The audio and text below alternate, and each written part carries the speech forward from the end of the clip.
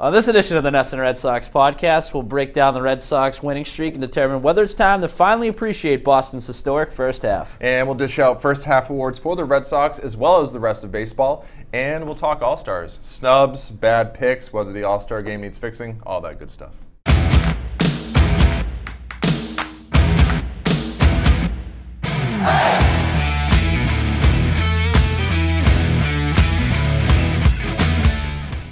What's up, everybody? Welcome to another edition of the NESN Red Sox podcast. I'm Ricky Doyle, joined as always by Dakota Randall. Dakota, coming up on the All-Star break.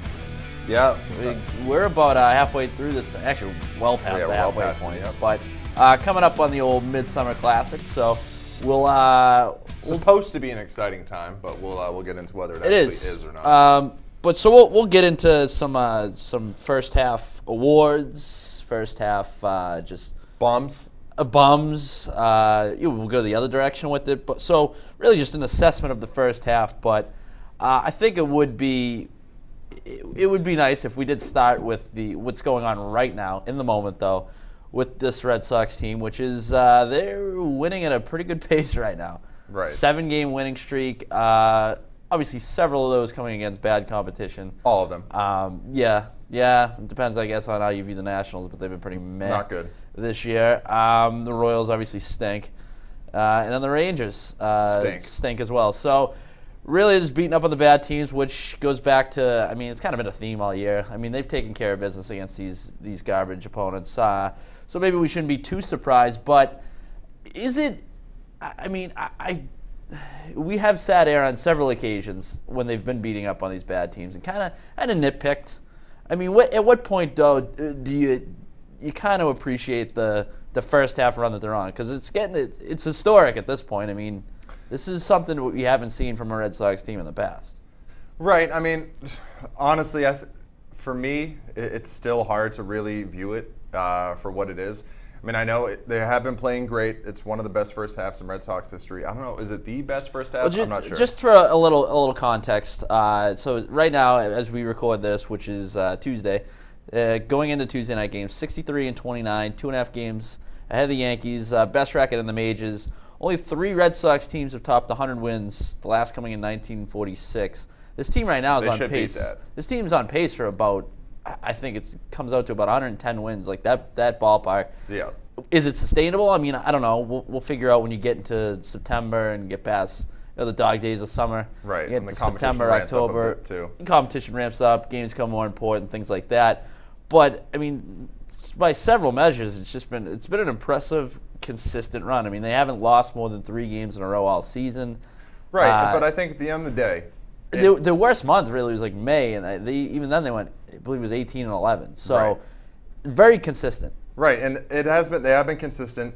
It has been an historic first half in many ways, as you said. But again, and I don't think I'm alone on this. I don't really care.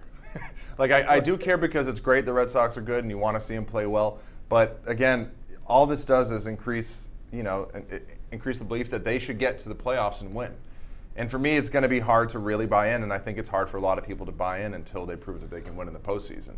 Yeah. And particularly, to perform against good teams. And we've talked about it all year. When they go up against really good teams, they haven't looked quite the same. I think that last series in New York was kind of tough to gauge because it was just all blowouts. But all things considered, though, and I was thinking about it when I was looking at the record, and I do think we take it for granted because there was a time, of course, before the 2000s when the Red Sox were trash. Yeah. And the idea of them getting anywhere close to 100 wins was laughable. So, we see the same thing with teams like the Patriots, where every year fans just expect them to get around 12 wins, and you take it for granted. So, I don't want to take them getting 62 wins for granted, but at the same time, I'm still waiting. Still waiting to see where it goes. The thing is too is that, you look as good as they've been, they still haven't separated themselves from the other elite teams, particularly in the American League. Right. You know what I mean? You cannot sit here and definitively say that the Red Sox are this much better than the Yankees, the Astros. Well, and we will, yeah. And we will. Those teams, that's the thing about this baseball being so top-heavy this season is that, if you look at the Red Sox, their winning ways relative to the rest of the league, it's just I mean, they're up there. They're in the discussion of the 3 or 4 best teams in baseball, but to definitively say that they are is difficult to do, especially because I think, we've sat here time and time again and pointed out that, I mean, there are pretty identifiable flaws in this team as well. I mean, for as good as they've been, you can nitpick. Well, and you can with all the and you can all do that the with good every teams. team. Yeah, right. And so the thing is, the Red Sox, the Yankees, and the Astros are head and shoulders above everybody else, including the Mariners. But all 3 of those teams have certain flaws that need to be addressed at the trade deadline. I think for Houston, it's clearly bullpen. I think for the Yankees, it's starting pitching. For the Red Sox, it might be bullpen and starting pitching. We'll get to that in a second. But I think it's ultimately it's gonna be determined by what these teams do at the deadline, because, and especially the Red Sox, because as constituted, I'm not sure they have enough to win a World Series. Maybe, but again, and what worries me is that the Yankees and the Astros, have what it takes to go out there and make a trade happen, whereas I'm not sure if the Red Sox do. But we'll see. My thing too about the trade deadline this year is that it's hard to look at the rumors and the players that are believed to eventually be on the move here. There's not one player or one move that I look at and think it can completely shift the balance of power. You know what I mean? Like I don't. Is there one player out there that you think, if he lands in a certain spot like that, that's it? That completely changes the landscape of things. Like, well, sure. I mean, you think if these rumors of the Yankees being in on Machado are true? I mean, I guess that might be it. But even then, I don't. I mean, how much better is their offense going to get? I mean, their offense is already pretty good if you legit. had Manny Machado. Obviously. I know, but it might put it over the edge where you really. I would be more concerned if the Yankees went out. I mean, from a Red Sox standpoint, if the Yankees went out and swung a deal for like a legitimate ace or something. Right, those Jacob DeGrom. If they get Jake DeGrom, that's a deal that I could. Right, that's a name that could. That's swing a huge deal that I could say. All right, that catapults them to the top of the American League. But right, that's a team. That's a name that could swing it. And then in terms of bullpen, I mean, the problem with the bullpen rumors is, there are names that are always thrown out, but there's always surprise ones that are traded too that maybe we weren't expecting. And I think the one right now that everyone's wondering is Zach Britton. Is he going to be able to? Is he going to pitch like he did before the injury? And if he can, that's a potential big one. I mean, if you put Zach Britton and he's old Zach Britton on the Astros, suddenly they don't really have any holes. And if you put him in the 8th inning for the Red Sox, or you could like even have a combo pack there. You get Machado and Zach Britton and it might not be Zach Britton. It might be Brad Hand, who we've talked about. It might be the guy for the Reds, whose name I always forget, is something Iglesias or whatever it is. Yeah. Enrique Iglesias. Yeah. So I think those names are out there, but it's gonna depend on that, I think, to see who finally separates themselves. You brought up an interesting point about the Red Sox, though, about how they could, I think it's long been kind of accepted that they could use another arm in that bullpen. I mean, they need one. There's no could. They need. Yeah, well, I agree with you, but we've also had this battle on several occasions throughout the season that you're much lower on the Red Sox bullpen than myself. I'm sure some other people. But I don't know how you could be high on it. I'm not high on it, but this goes back to our conversation before about it's all relative to the rest of the league. I mean, right, but the Yankees bullpen is better than yours. I would agree. Right now, if you're in a close game and the starters are out by the 5th or 6th inning, the Yankees have the edge on you, without a doubt, 100%. I would also. And ultimately, don't you have to go through New York? So I would also take the Red Sox rotation over the Yankees rotation. I don't know about. I mean, maybe. But you could say, I mean, Severino has to prove himself in the postseason. So does Chris Sale. He's never done anything in the playoffs either. He's really never been there. But let's say Severino and Sale are a wash. I mean, you have more confidence in Porcello and Price than you do in, I don't know, CC Sabathia, Sonny Gray, and Masahiro Tanaka. Tanaka looked great in the playoffs last year. Gray stinks. Yeah, Gray stinks, but I think we can call Gray. Tanaka, I mean, but we can call Gray and Price a wash. Right? I mean, either one give either of their teams confidence. No, and then so it's Sabathia or Porcello. Porcello hasn't looked good in the playoffs. Sabathia's old, and doesn't throw the same, but maybe he is a little more battle tested, and you can trust him more in the playoffs. Tanaka's done well in the playoffs. He is a thorn in the Red Sox side. I'll give you that. Right. So I think the Red Sox rotation has more talent, but I think you would trust the Yankees rotation more. All right. Well, as much as and of course, you trust the Astros. Despite me sitting here and saying I'd take the Red Sox rotation over the Yankees rotation, Do you? I mean, and you had just mentioned this a few minutes ago. I mean, is it time to start considering whether the Red Sox should go out and consider, pursuing a starter? I mean, the bullpen, the reliever is the given. I mean, that we've said since really opening day that if this team eventually, if it stays in contention, you get towards the trade deadline, they're going to look to add a bullpen arm. I think that everybody accepted that. But now you look and you got Stephen Wright's availability is up in the. I mean, I don't know when he's going to be back. Drew Pomeranz is still working his way back. Brian Johnson now lands on the DL. Right. So, I mean, I don't know. I guess it depends on whether you view these things as long-term problems. But clearly, when you have Hector Velasquez starting right now on Tuesday night, the depth isn't quite where it was before. So, I mean, should they go out and think about adding a starter? Well, the thing is, what I would say is that I don't think they have the pieces to go out and add somebody that would really, really change things, like Jacob deGrom. And I don't think there's any scenario where you get somebody like that. So that's pointless to talk about. And then after that, it's, well, do you go out and get a good starter to sort of solidify the rotation with the depth being an issue? And I go back and forth on it, but ultimately I'd say no, because the American League is so bad. You're going to win enough games to get to the playoffs. So do you go off and sell even more prospects than you already have to get insert whoever, random starter. Right. I don't think you necessarily need to do that, because I think your team's good enough to continue winning without it, because your offense is so good and the American League is such trash. So say you do that, you go out, you trade some pieces, you bring in a average to good starter or whatever, and then you get into that wild card game and you by chance lose that game, you're basically going out and acquiring a guy who's never even going to have the opportunity to pitch in the postseason. Right. So I just don't think there's any point to it. I would say, if anything, I would say, go out and make a trade for a frontline starter, but you don't have the pieces to do it. So I don't even think it's worth talking about. Right. That they can't get somebody like deGrom. I mean, I do, from a Red Sox standpoint, I think it would be nice if they had another right-hander to match up with, that Yankees lineup, which is very right-handed heavy.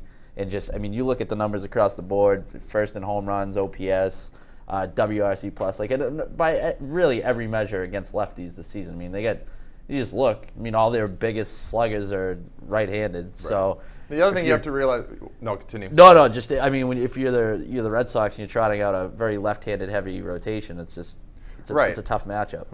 And again, I think we all know the Yankees are going to go out at the deadline and get a good starter, just because they can. They have the pieces to do it. They've been connected to Jay Happ a lot, a guy that's pitched well against the Red Sox, a lefty. So if we talk about which rotation's better, I think by the end of the season the Yankees will be better, because they're going to go add somebody, and I don't think the Red Sox are really going to go add somebody to that quality. I think their focus is primarily on the bullpen. Any other sort of bats, I think the Steve Pearce addition is really all you're going to see in terms of offense.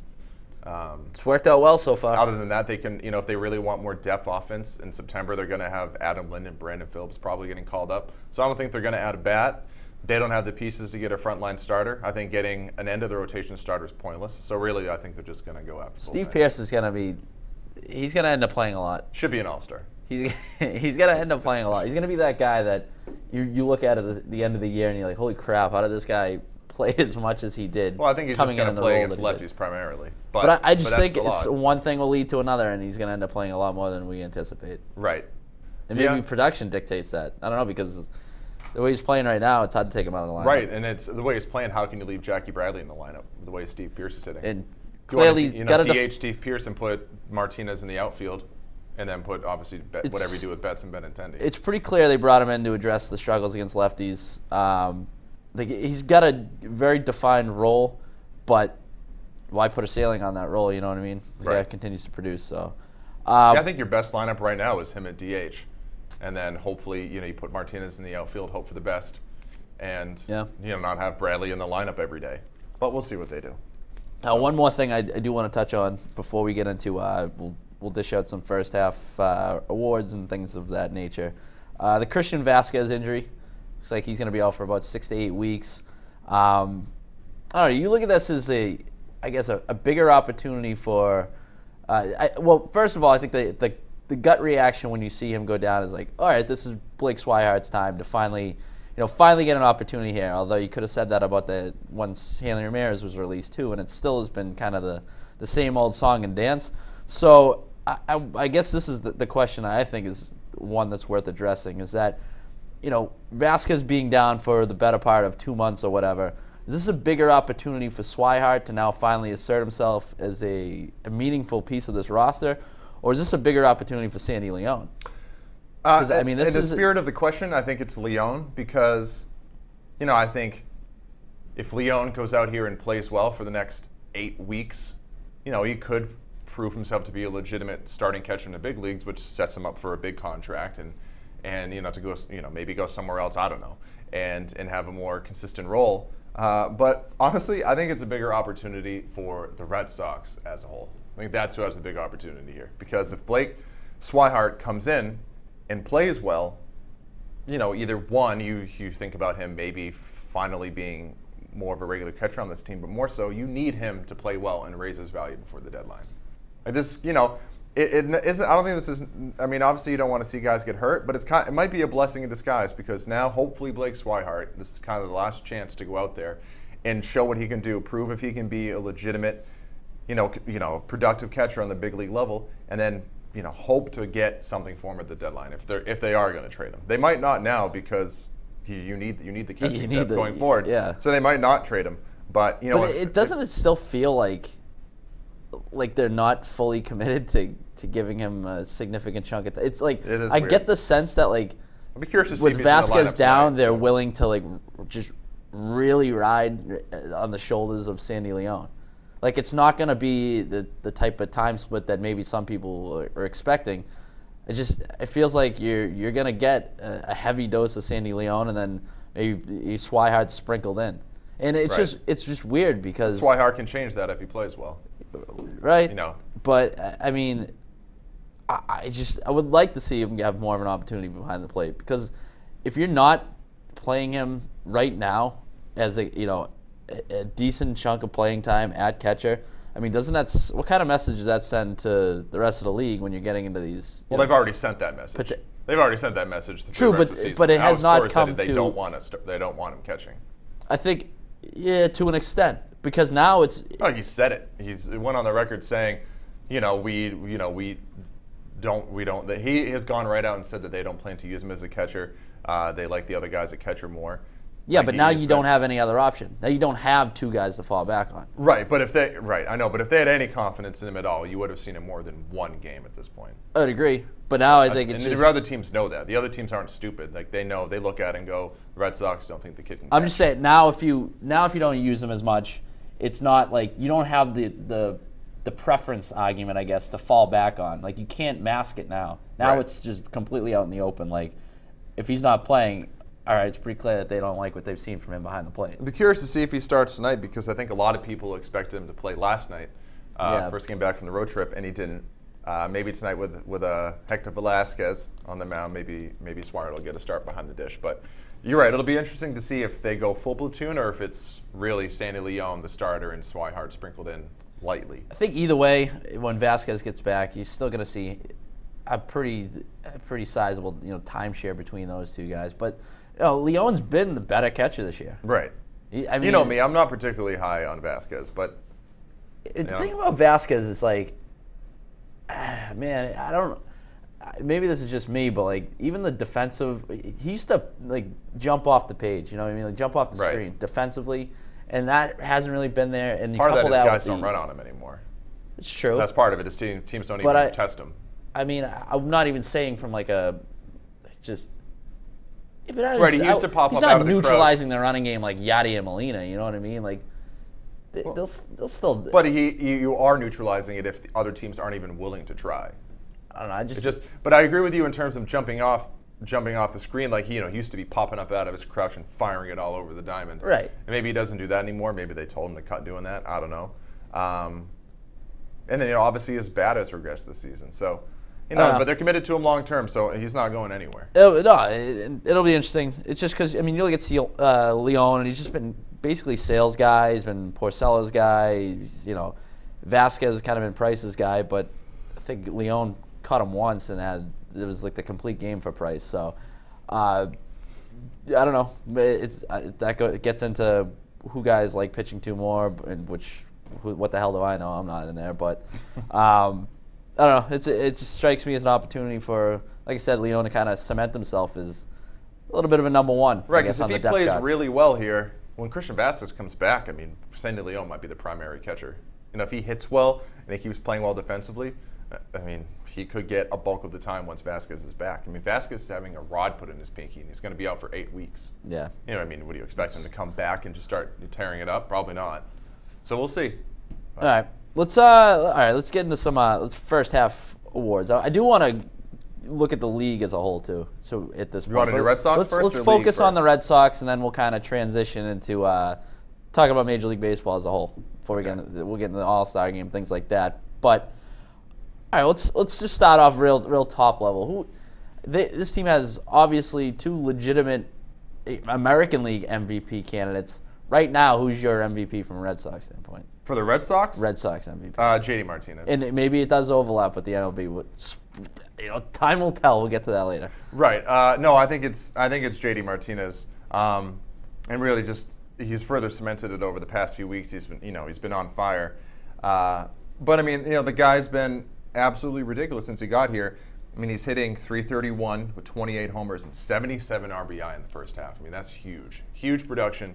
And, I mean, he hasn't gone cold once this entire season that I can recall. He hasn't had any sort of cold stretch. A little bit of a struggle out of the gate, but really that was it. Yeah, but he was still even getting extra base hits and, wasn't hitting home runs. But, I mean, since then, and I just feel, and I know obviously Mookie Betts is great too and he has a higher average and he's been dynamite. But to me, I just think, JD Martinez has had bigger hits. And I mean, we're splitting hairs because so is Betts, and he gets a lot. He's got leadoff homers. He sets the table, but it feels like more often JD Martinez is getting like that 3-run home run to either get him back in the game. It's exactly what this team lacked. Right, too. right. I think that's maybe why sort of separate them. Yeah, the big hits to sort of increase the gap in the game or sort of get the Red Sox back into game. Help put up crooked numbers in an inning. And I mean that's been huge for them because, like you said, it's what they lacked last season. It's been so. I think that's why it's been so pronounced. Is you're like, wow, this is what they didn't have last year. Right. This is why they went out and got this guy. And also, if you kind of if you read some stuff around the team and hear some stuff that's coming out of there, it sounds like he's taking on a leadership role.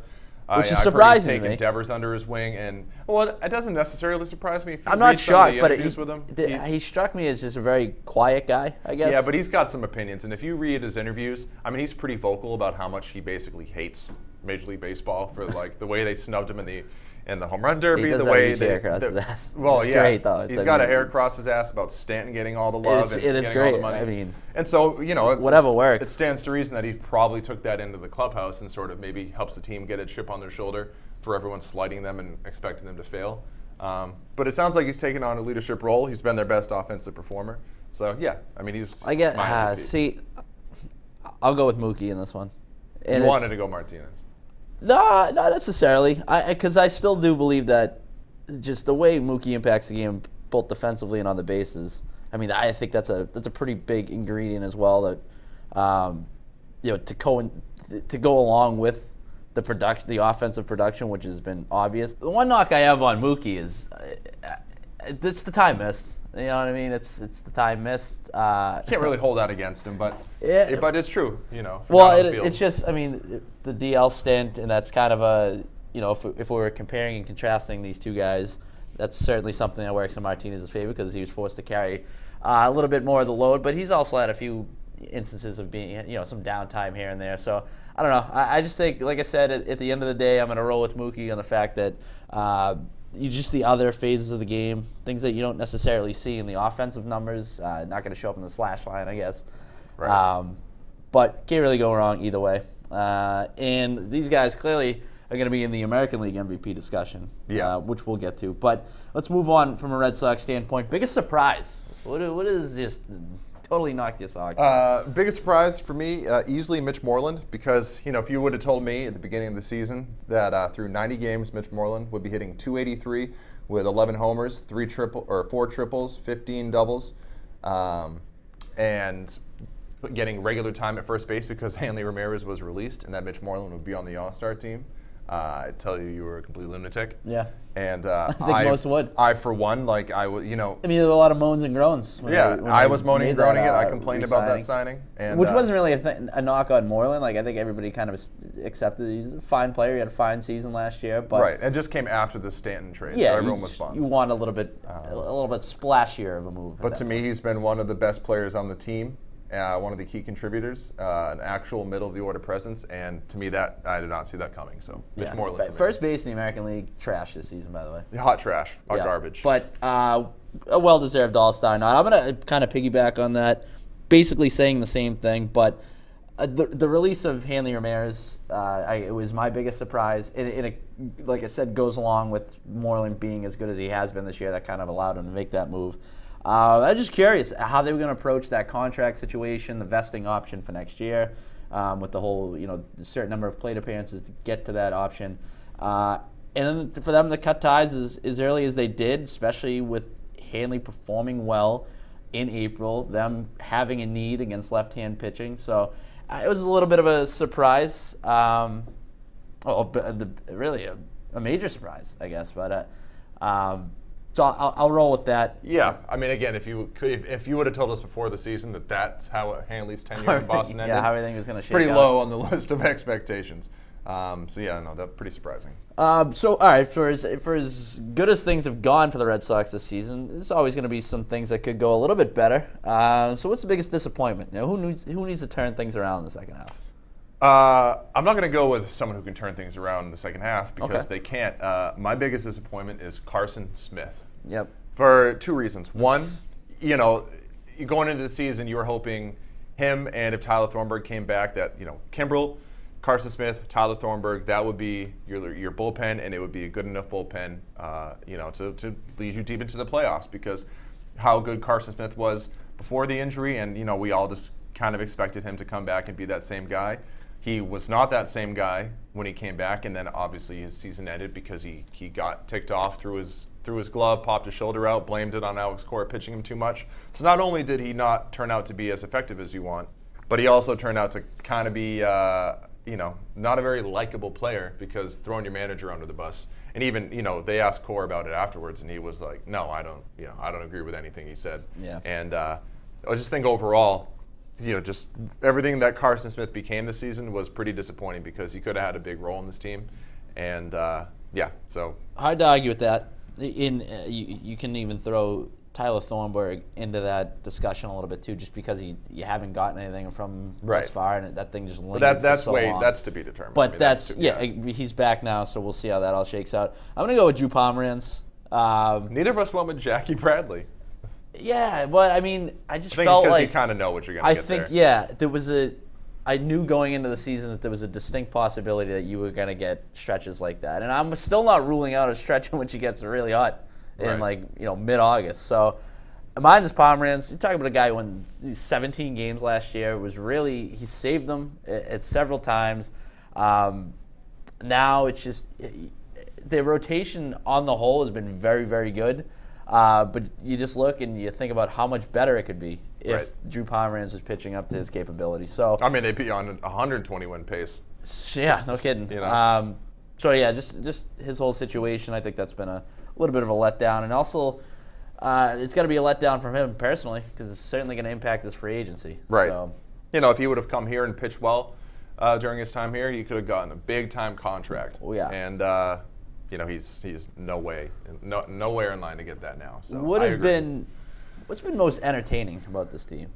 Because there's been points where it's like that's the thing is there's been a lot of stretches where you haven't been surprised by things. Like they've just been, as mentioned, consistently good.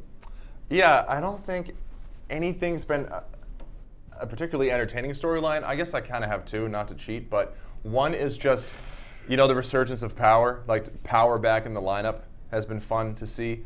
JD hitting it out of the ballpark. Mookie's power is back. Xander's hitting more home runs. Xander Bogaerts hitting more home runs. So that's good. But for me, and I didn't necessarily look at it as an entertaining storyline, just a weird storyline to follow. And that's the ongoing, like the weird shifting of opinion on Joe Kelly from someone everybody hated the last couple of years to now, whether it be because of the fight or just like his overall, like just the character that he is. And always dressing weird on the team trips. Kind of gives colorful interviews on other networks podcasts. Right. And it's one of the real characters of the team that everybody in Boston now loves Joe Kelly. Yeah, when the reality of the situation is he's the same exact guy. He's still not reliable in the 8th inning. He's still got a 3+ ERA with a 1.8 WHIP, and he's largely been the same pitcher. He's got great stuff. It has times where he doesn't look good, but yeah, and for some reason now, like Joe Kelly's like one of the stars of this team. Well, which when it's just fascinating to watch. When you set the stage by engaging in a brawl with the Yankees early in the season, that certainly sets the tempo for it. It helps in your character adjustment. Gets standing ovations at Bruins playoff games and Celtics playoff games. Like becomes like a Boston hero. Yeah, everybody hated him the last couple of years. So I'll say the whole David Price roller coaster ride that is just it never ends. Yeah, it is the never-ending Fortnite game. From the ups and downs in performance. I mean, you've had you had the complete game, like highest of highs, and then you have him getting just shellacked in the Bronx. I mean, it's been all over the place, and along the way, he's had his little tiffs with the media, and it's just been a very, I guess, same old David Price type season. Right. And it's kind of I find it entertaining. Gives you something to talk about. Yeah, it is. It's entertaining because you still, to this point, do not know what you're going to get from this guy for the rest of the season. Right. In the postseason, next season. Like, it's just don't even know who start he is. To start. Yeah. You don't know what you're getting. So, I don't know. That's just been kind of a wild card variable that I think is at a little bit of entertainment value. Okay. For this All team. right. That's a good one. What else do you want to get to here? It's been like the most defining moment of the season. That's a hard one for me. I was trying to think like signature wins, and I couldn't really come up with any. Mine was releasing Hanley. Okay. I thought releasing Hanley is a defining moment because this thing could have gone one of two. Could have gone a couple different ways. And early on there, the offense struggled without Hanley, and it looked like this was a bad move. And a lot of people were thinking you release someone like that hits well in the postseason. But if anything, they've played even better since then. And I don't think his presence is missed at all. And we don't know any of this stuff for sure, but maybe he wasn't that good of a presence in the clubhouse. Maybe he kind of was bogging things down. And I don't know. This team ever since Hanley left, this team has played loose. They've played really well. What you want to talk about? You just talk about Joe Kelly's, kind of the narrative changing around Boston about him. How about the same thing happened with Hanley Ramirez? Right. This guy was basically, people wanted to run him out of town the last several years, and then he had a good year last year, and then all of a sudden when he was released, I never expected to hear as much backlash as it did that day. Well, because there's just a fantasy surrounding Hanley that he's a 30 homer, 100 RBI guy, and he's only been that once. You realize this is the same guy that you wanted just to absolutely kick to the curb 2 years ago, and who really wasn't good this year. I mean, he had a good April, but then, by every measure was one of his worst seasons. Like, it wasn't like he was tearing the cover off the ball. But I just think it was, kind of a defining moment where, who knows what really sparked it, what really led them to do that. But, ever since he left, they kind of got that out of the clubhouse. And maybe that kind of allowed J.D. Martinez to assume a leadership role. And the team has just looked loose, and they've looked confident, and they've played really well ever since then. So just my interpretation, that's no one on the Red Sox has come out and said that. But for my interpretation, the way I've seen it, I think that was a big moment for them. Yeah, sneaky big. I'll go back to the Joe Kelly, Tyler Austin brawl. Okay. I think it's just kind of a somewhat symbolic, I guess, of the season as a whole. Just those two teams kind of kicking the snot out of each other. Yeah. Literally, I mean, the last series was just all 3 games were blowouts, trading blows, just trading haymakers. Yeah. So maybe that series could even be a defining moment of just what the season is all about. And yeah, I don't know. I mean, it's because if initially I had in mind to try and find like some sort of signature win, a walk-off or something, but there aren't any. I don't think you've really gotten that yet. And plus, I mean, with these, you'll get that. You're more apt to get that later in the season. I mean, you're talking like late August, September before you start getting things like that. Right. What about for you? I have one. I don't know if you do. I labeled it Let's as hear an irrelevant, Yeah, you irrelevant, sent that relevant over. development. I don't know what the hell that means. Okay, well, I'm going to tell you what mine is. I basically mean it as something that's happened, whether it be a storyline or whatever, that doesn't matter, but to you, it's just, it matters to you. Either you're happy to see it or happy to see it gone. And I say that, and for me, I cannot be happier that the stupid outfield dance is gone.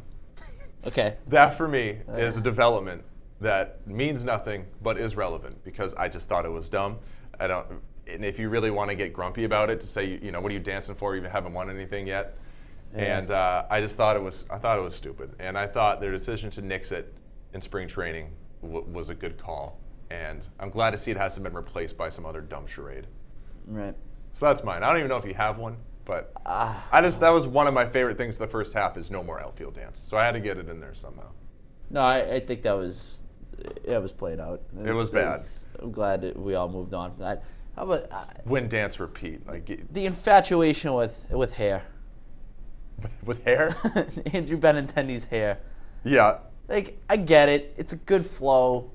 He does look completely different. He had a good flow, but it wasn't game changing. Do you think he'd be on the All-Star team right now if he know, didn't cut his we're hair? not talking like straight mullet, like cream of the crop, business in the front, potty in the back. Like, he just had good flow, good hockey hair. Yeah. And so the infatuation with that was kind of a little much. So, I was glad to see him clean it up a bit. If he goes back to it, he goes back to it. But do you think it was part of the hair? His image? It's kind of like the outfield dance. It was just, what are we doing here? Yeah. We're really getting to fight up about hair? Do you think it was part of his image? Like, do you think if he still had the hair, he'd be on the All-Star team? Yeah, maybe. Maybe you get a few more votes. Yeah, who knows? How about for you, the biggest bum you saw go up against the Red Sox this year, whether it be an opposing hitter, opposing manager, batter, fan, whatever it might be, the biggest bum on the other side that you've seen this season? I'll tell you right now, mine is John Lamb. It's hard to go against that, right? Yeah, John Lamb, that sack of garbage for the Los Angeles Angels. What did he give up? Like 6 or 7 runs in the first, not even through 2 innings, and he had that long homeless Thor hair and those tattoos and this empty, weird expression on his face. Like, you just looked at this guy and you're like, this is a bum. Yeah. This is a guy that you can't wait to name drop 15 years from now. Remember John Lamb? Yeah, that sack of garbage that walked off the mound at Fenway you never saw again. He just looked so defeated. Really before he threw a pitch. And you looked at him and you're like, Mike Scioscia must hate this guy. Yeah. Mike Scioscia must be looking at this guy on the mound like, what do I have here? What is this thing? There's been some real defensive lapses against them. I'm trying to think of one guy that's completely just regurgitated. I just look back at that. They had that one inning against the Mariners where everybody on the Mariners seemed to just started kicking the ball around the infield. Yeah, there have been a couple ones like that. I don't know if I have one guy, though. Well, let's skip it. How about irritating trend? Something you wish the Red Sox, something about the Red Sox that you wish would stop. Isn't this similar to the irrelevant Mr. No, because irrelevant? I just picked, that's where I went with that. Yours was the hair. That wasn't, or irrelevant, relevant. You could say, whether it be Gatorade showers, I don't know. Maybe you like the fact that they, or Mookie Betts' weird handshake with a first base coach. But for me, irritating trend, head first slides. Cut it out. Yeah. Xander Bogaerts needs to stop it. Christian Vasquez broke his finger the other night doing it. Team does it all the time. Andrew Benintendi has a lot of wild head first slides. This is a baseball-wide thing. I hate wearing the guys who wear the oven mitt. It's like, yeah, what do you take going into second base and take out a pizza? It just looks not so much for the sliding aspect of it, but if you're running, I can't imagine running full speed with an oven mitt on. No. I just think to myself that it must look like a goof. I think the head first slides, they do help in the sense, especially when you're going into second base. A lot of guys have found good ways to sort of evade tags, and especially with instant replay now, when you go to a lot of those, you see that the guy actually got his hand around and was safe. So I understand why they do it, but the risk reward, guys just get hurt too often.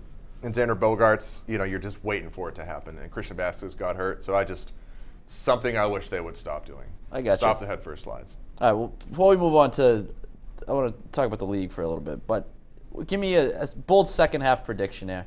I mean, we did. I'd like to look back at what our season-long predictions were, because I completely forget. I think mine centered around Christian Vasquez being an all-star. Yeah, and now we're that's not talking good. about him potentially Mine was being the backup catcher when he comes back in 2 months. So Mine was Hanley Ramirez having a better season than Giancarlo Stanton. Oh, God, maybe well, we shouldn't do this. The spirit of my take was correct in that I thought Stanton would disappoint. Sure.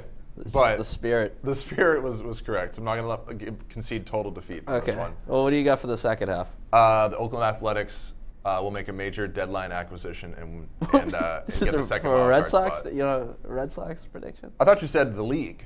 Oh no, I before we get to Oh, for the Red Sox, a major. but spoiler, big eye on the A's. Oh, okay. For the Red Sox, a bold second half prediction. Boy, that's tough. What do you even consider bold? I would say that Xander Bogaerts will hit 30 home runs. What's he got now? Like 14. He's not on pace. What about your That boy? would be huge for Xander Bogaerts. I thought you were gonna go, so maybe I'll go in this direction. Durbin Feltman, 3rd round pick. Okay, or that's a good He'll one. crack the majors. How about and Eduardo make an Rodriguez? impact How about in the late Eduardo innings. Rodriguez will be a 20-game winner, which is insane to think about. I think Drew Pomeranz will be a key bullpen cog. That is a What bold about take. That's a bold Brandon prediction. Phillips? Yeah, Brandon Phillips will start at second base in a playoff game. That's a good one. That's a good There's one. mine. Okay, Brandon Phillips. I like that. Okay, yeah, Brandon Phillips will be your starting second baseman in the playoffs. Yep. I don't know if that's a good thing, but we'll see. No, it would be a very bad thing actually. Or- it would symbolize that Dustin Pedroia doesn't come back and Eduardo Nunez, something happens there, and Yeah, and a lot would have to go wrong. and Adam So Lind will be your first baseman. I mean, for the Red Sox sake, I hope it doesn't happen. But yeah. Let's so hope- maybe okay, but he'll be on the roster. He'll be on the playoff roster So will Adam Lind. in some regard. Okay. I'll go with it. Adam Lind will be. What the on hell's the roster. happening to this team? We're just tearing it apart. Yeah. All right. Let's talk about the All-Star game. Okay. All right. Well, first let's talk about the final vote for the All-Star game. Andrew Benintendi being one of them. Yeah. You think he gets that final spot? Hair or no hair? Who are the other guys on it? Whiffle afloat. Yeah. Who are the other guys on it? So you got Andrew Bennett in the American League, Benintendi, Giancarlo Stanton, Eddie Rosario. Eddie Rosario, Andrelton Simmons, and Gene Segura. I'm going to go with Gene Segura. I think Seattle's Yeah. going to rise up and give it to Nah, him. I think A lot of times it's the markets that haven't had a lot to root for in recent years. They get it. Whereas here, there's a little fatigue, and you expect there to be Red Sox All-Stars. They don't get the same campaigning that they used to when Damon was on the ballot or Nixon was on the ballot or whoever. I would pick Segura in Seattle. I think Benintendi should be on the team. I think I agree. But I think he should be on. He should be already on the team It's ahead not of a big- like a Michael Brantley. I don't. he's had a good year though. He's had a good year, 325. but I think I would take Benintendi. The thing over is, him. it also comes down to positions. I mean, Benintendi's had a better season than Mitch Moreland, but Mitch Moreland's at a position Right. that's crap. In the See, American League. I'm leaning Segura or Simmons. I'm going up the middle. I'm taking a shortstop, and I'm leaning Simmons because he's been pretty good at the plate this year, and he might be the best defensive player in the American League. It's such a bummer that Ohtani won't be in it. Yeah, that does. How cool would that be sucks. if he started the game and then hit cleanup? The whole process for the All-Star game. I mean, you know what it screws with everything still to this day is the whole needing one representative from each team. Right. Which I don't have a problem with it because But now that the game doesn't matter Yeah. and it's not for home field, I'm fine with there being a representative for it's every just team. it just does create a little bit of a roster crunch though. There does, but that doesn't mean so. Let's just get right into our snubs and the worst picks then, because this gets into that. Okay, well, let's just bounce around. What do you? Well, for my snubs, I mean, Blake Snell has to be the biggest. Blake Snell is probably he's the biggest snub I can remember in a Blake long Snell is time. a legitimate, he might be He's in a Cy Young top three equation. candidate for the Cy Young. Yeah. He might be right behind Severino and Sale. But And he's not. the in more you All-Star look at this though, it's like. I know how many pitchers are you going to send? The players vote for the first 5 starting pitchers and 3 relievers. I Right. think is what it is. So you got Chris Sale, Justin Verlander, Garrett Cole, Luis Severino, Corey Kluber. Like Cole, maybe you leave out in favor of Snell. I mean, I think you can make a case for any of those guys. Yeah, but I know. But Blake Snell has been so good. I know, but where the problem lies is when you do get to that second layer of needing a representative from each team, because then you get a J-Hap, who has been fine. Right. Could be the best starter moved before the deadline, but I'm certainly taking Blake Snell over him. Yeah, I agree. Yeah, no, so you're right. That's when the argument can be made. So Blake Snell for me. Joe Jimenez. Yeah, well, okay. So that gets to me in my next one. My other biggest snub is Nicholas Castellanos, who's hitting like 320 with 17 home runs, bunch of RBIs, and he didn't make the team. He's an outfielder now, but he used to play third base. He didn't make the team, but his teammate, a reliever, Joe Jimenez did. Yeah, who's just been a fine reliever. Joe Jimenez has been like Joe Kelly, maybe a little bit better. He's been like Matt Barnes. His numbers are Matt Barnes. He's not even their closer, but is he? Again, it gets back to like having to satisfy these certain requirements. Not just like one guy from each team, but like we need X amount of pitchers, so we're going to use this representative. We're going to use our like mandatory Tigers spot on a pitcher because we have another position player that we'd like to take over Castellanos. Like maybe expand the rosters. I'd be all right with that. Why not expand the rosters by just a few? It doesn't. You don't need to have like 40-man rosters on both teams, but expand it a little bit. Yeah, no, that'd be all right. Any? What about you? Got any busts or any snubs? Busts? Rather? Not busts. Snubs. I got a couple more. All right, go ahead. Jed Lowry. Snub. Absolutely, big snub. And Jesus Aguilar. I think Lowry should be in there over Gleyber Torres. I agree. Yeah, absolutely. It's good. Like Torres has just been more exciting and more like, right, the new guy in town sort of deal. But I think on the whole, I think you could make the case that Lowry should be there over him. Yeah, I would go also Jesus Aguilar for the Milwaukee Brewers. It's been a legitimate middle of the order presence for that team. He's got he's got over 20 home runs. I think he's got 22 homers, bunch of RBIs. He's got a decent enough average. Like he's been a huge difference maker for them. And he's funny. Like that guy should be in the All-Star team. What do you want to see in the National League final vote? Max Muncy. I do want That's good because that's what I'm pulling for. But I think Max Muncy. Trey Turner's probably deserving it. He's probably going to get it. So I think that's kind of a slam dunk. Yeah. What do you think what's your biggest problem right now with the All-Star game? I might be in the minority on this, but I like the All-Star game. Okay. I like the MLB All-Star game relative to other sports. But I think it's the best one. But we can agree it's not perfect. Like, do you have any problem? It's not perfect, but you can make the case that baseball in general isn't perfect right now. Right. So it's hard to. I don't know how you want to solve it. What are you looking for? Well, the thing about baseball is why I think it's entertaining is that you can't really fake it. I mean, if you got a guy that throws 100 miles an hour, he's going to go out there and throw 100 miles an hour. Right. Like it's not all of a sudden this guy he's going to get out there and throw underhand. Right. Like the NBA All-Star game where it turns into a slam dunk competition. Yeah, I think it's a disgrace. Like it's pretty much you're either playing baseball or you're not. Right.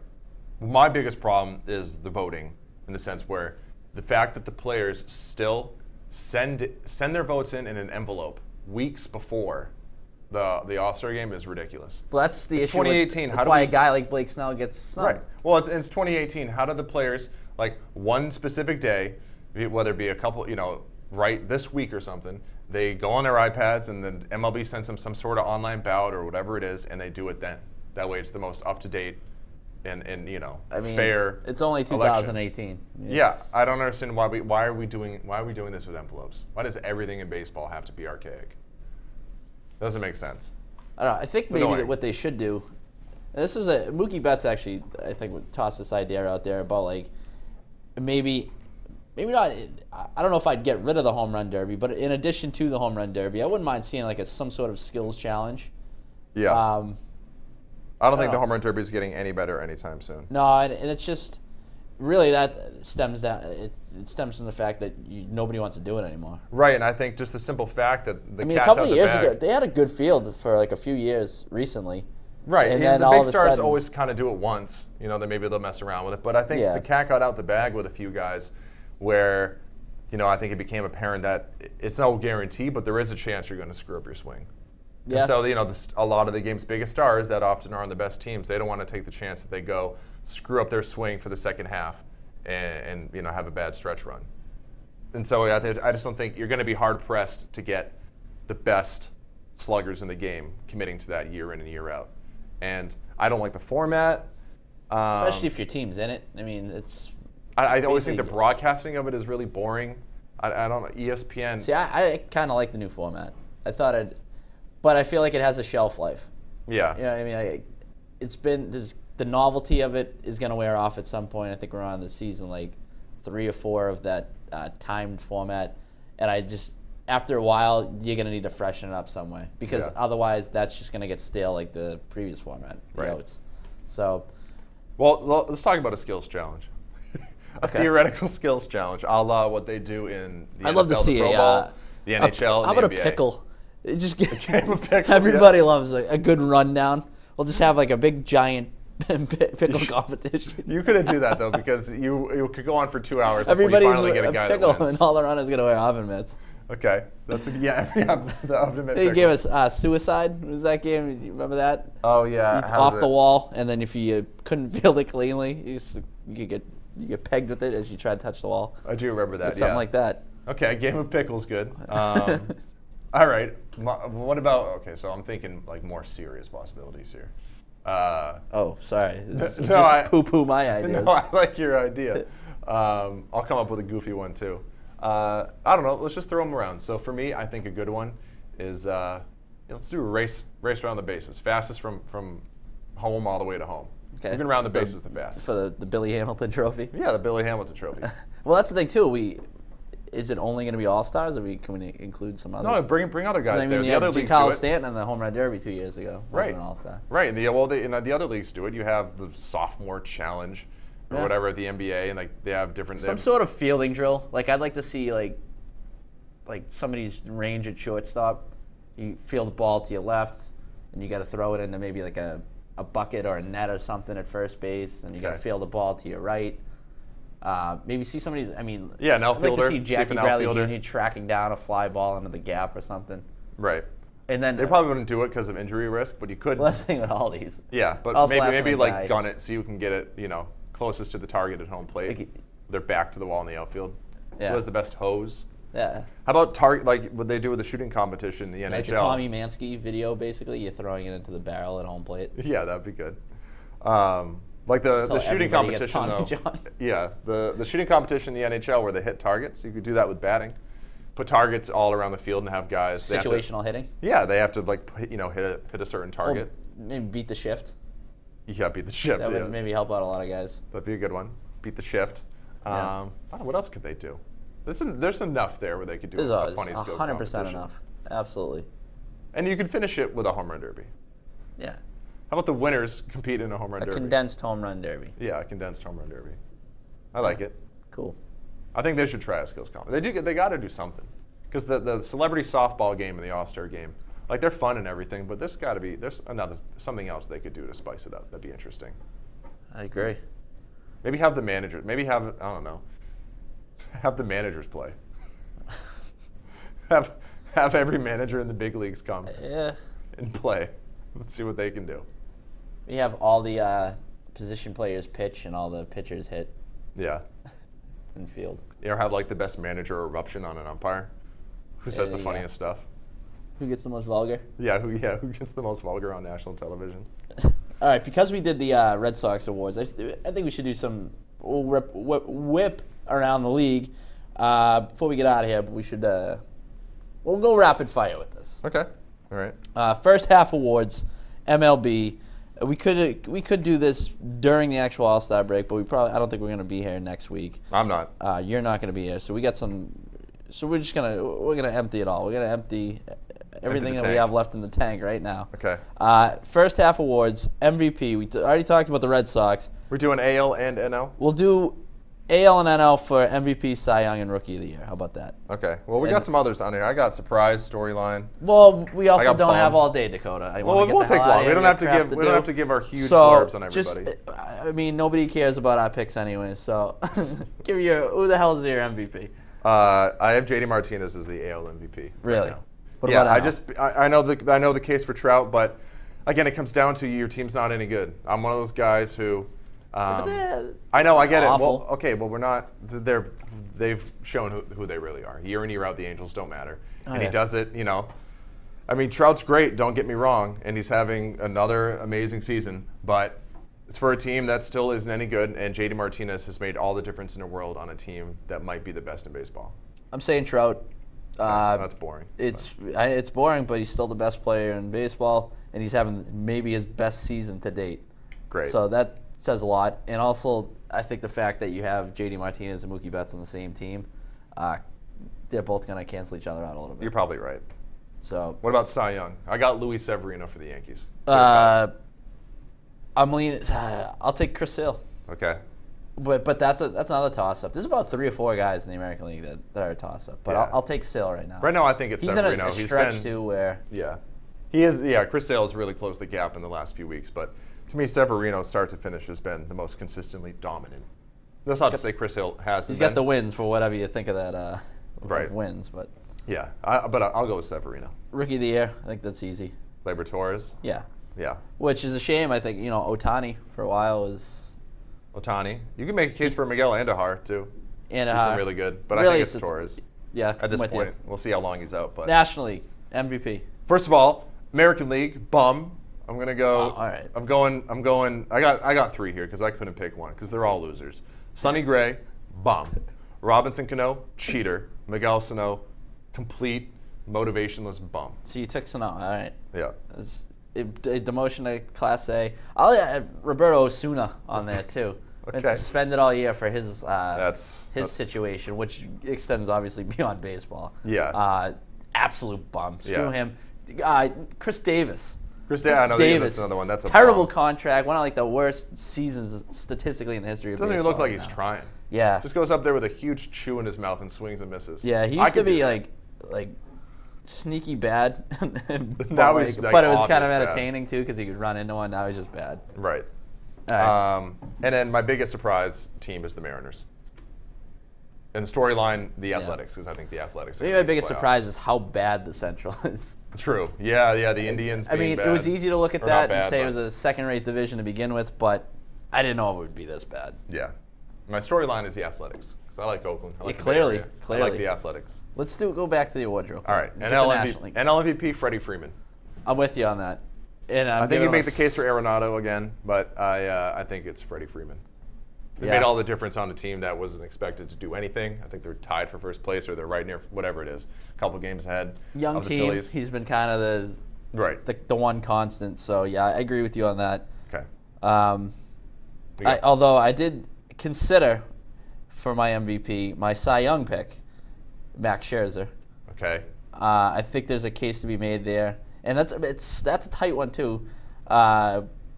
DeGrom, obviously, I'm going DeGrom for Cy Young. because the numbers, the two of them stack up pretty well. I'm just going with, I think Scherzer has better strikeout numbers. Cy Young's weird pitch is because it's slightly not like more. MVP because it doesn't. The success of the team Doesn't matter. really doesn't matter. Right. I mean, the people argue about it with really MVP. Make, if you feel that strongly about what MVP is, like that you need to be on that good team, so you can make the case that Scherzer is the MVP, but not the Cy Young. You know what I mean? Like, if you, right. I think it's an argument you can make. I'm not gonna make it. Right.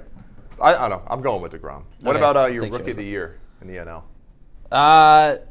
See, I would kind of want to say Brian Anderson just because there's been more of it, but Juan Soto. Juan Soto. He's gonna be the pick. Yeah, you're right. So I want Brian Anderson. Why split hairs? I want Brian Anderson. Of course, I know you love Brian Anderson. Yeah, it's great at my fantasy team. It's just a very generic name though, so that's why I don't know. Yeah, that's a completely boring name. It'll be Juan Soto. You're right, but I'm going Brian Anderson. All right, let's get And then a surprise storyline for me in the NL is the Braves. Has to be. yeah. I'll go with that, and I'll also say the guys that are carrying the Dodgers. The Dodgers are suddenly good again, but I don't think anybody expected that Max Muncy, Matt Kemp, Ross Stripling. Yeah. I don't think anybody anticipated those being the guys on the Dodgers. Yeah, Corey Seager out, Justin Turner nowhere to be found. Kershaw still hurt. So I'll go with that as my biggest surprise. Okay. Covered a lot today, Ricky. We did. I don't know where we're at with this thing. What's the most irritating trend in baseball? Because we did talk about this with the Red Sox a little bit. It's the analytics and the shift and the exit velocity and the launch angle, all the crap. See the ball, hit the ball, catch the ball. I understand the value of it, but I don't really care if a guy hit the ball 120 miles an hour if it ends up in somebody's glove. That in the sixth inning of an 8-2 game in June. Right. These guys can all hit the ball hard. They're all Major League Baseball players, for Christ's sakes. Right.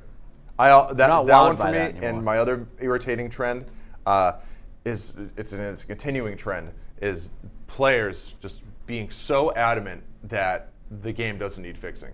That they just believe that everything's fine, pace of play is no big issue, the catcher is just getting all upset about the mound visits rule, everyone resisting a pitch clock, everyone is rejecting all these rules, and it's because they're in the game and they're on the field making millions of dollars and they don't get it. They're so far in the forest they can't see the trees. And Good way to put it. Yeah, it's true, and it's like they just don't understand it, and it's so aggravating that very few players just realize it and will go to the other side and enable Rob Manfred to make some legitimate changes. I mean, we'd have a pitch clock right now if it wasn't for the players' union. All right, second half prediction. Let's do these and let's hit the bricks. Second half prediction for the Red Sox? Or No. for Major Leagues? No, Major Leagues. You already did the Red Sox. Diamondbacks over Red Sox in the World Series. Oh, you were skipping right to the Fall Classic. Yeah. Going right for the Snakes. Been consistent with that since day one. I have. All right. I'm going. I mean, that's it. I'm going to say Manny Machado ends up with the Yankees. That's tough. And then re-signs with them over the offseason. Man, that would be tough. It's a lot of money. It's a lot. Then that means that they don't. There's no way they do I'm that. I'm a victim and of get the Bryce moment Harper. and these rumors. Even if they're at the end of the day proved to be nothing more than that. It gets me going. It gets me fired up. I'd love to see Machado on the Yankees. I think that would be incredibly entertaining, especially given the whole Machado Red Sox storyline from last year. I just think it would be awesome. I'll give you one. Bryce Harper will be playing for the Seattle Mariners. This season? Yes. Wow. Okay. He'll be traded. He'll be traded. All right. The Nationals are going to tank. They're going to know they can't re-sign him, and they're going to trade him. Why wouldn't you? Unless they really believe they can sign him. I'll tell you that the Nationals will be the best team in baseball in the second half, and they won't trade him. Nah, no way. Okay. That team's soft. All right. You're soft. Right. Let's get out of here. Thanks again, everybody, as always, for listening. If you'd like to follow us, you can do so on Twitter at @TheRickyDoyle, @Dak Randall. Most importantly, @NESN. And vote Andrew Benintendi, right? And vote Andrew Benintendi. Get Benny in Benny. vote Benny. Get him in the All-Star game. Why not? Get the local guys in there. So, all right. Check back NESN.com frequently, every day. Make it your homepage. We'll be there. All right. You should be too. All right. Thanks, everyone. Bye-bye. Later.